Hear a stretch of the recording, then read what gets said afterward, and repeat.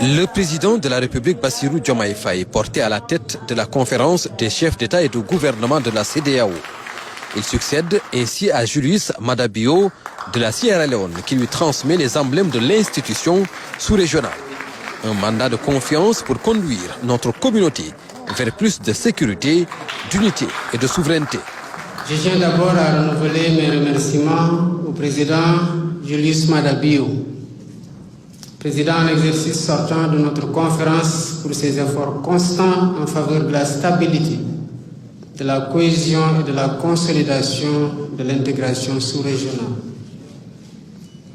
Je mesure l'honneur et la responsabilité qui s'attachent au mandat que vous venez de me confier pour conduire les destinées de notre organisation commune. Je vous en remercie et vous assure de mon engagement à travailler de concert avec vous, avec tous les pays membres, pour perpétuer l'héritage des pères fondateurs. Nous avons célébré l'année dernière le 50e anniversaire de la création de la CEDEAO.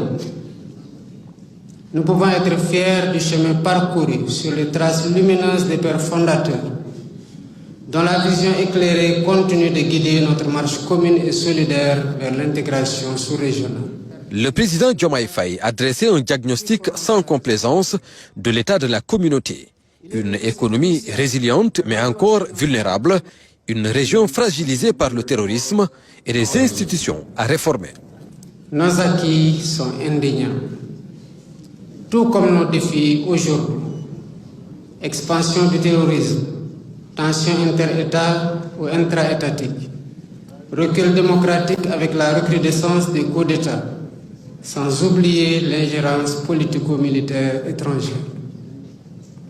À cela s'ajoutent les défis sanitaires, climatiques et l'impact de situations internationales conflictuelles sur nos économies.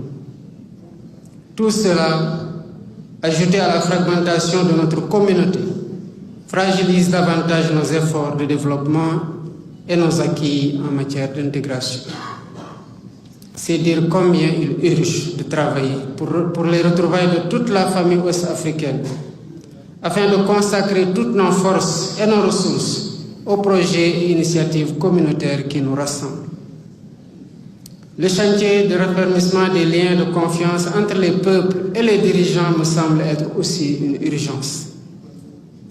Cela passe notamment par le respect de l'ordre constitutionnel et républicain. Les réformes pour adopter la CEDEAO aux réalités de son temps et consolider notre marche collective vers nos objectifs communs. La révision du protocole additionnel sur la démocratie et la bonne gouvernance, dont l'adaptation contribuera à la sauvegarde des idéaux démocratiques qui feront sa raison d'être. Une responsabilité assumée et une ambition pour toute la région en adaptant l'héritage aux défis de notre temps. Il est tout aussi crucial de renforcer nos cadres préventifs des conflits en mettant l'accent sur la concertation et le dialogue. En outre, la CEDEAO que nous voulons forte et en progrès ne pourra se réaliser sans la mobilisation de ressources humaines de qualité, dévouées et compétentes. J'engage la Commission à travailler davantage dans ce sens pour plus d'efficacité et de résultats.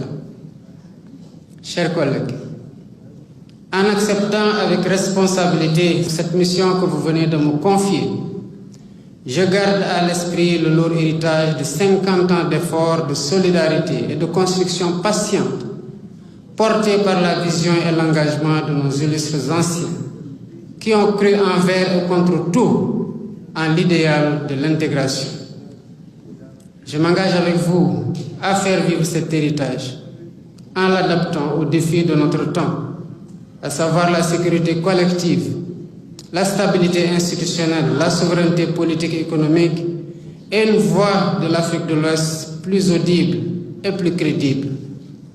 Vive la CEDEAO, vive une Afrique de l'Ouest réconciliée et unie. C'est l'aboutissement d'une parole écoutée, une victoire diplomatique qui vient s'ajouter à la présidence de la commission de la CEDEAO qui revient au Sénégal.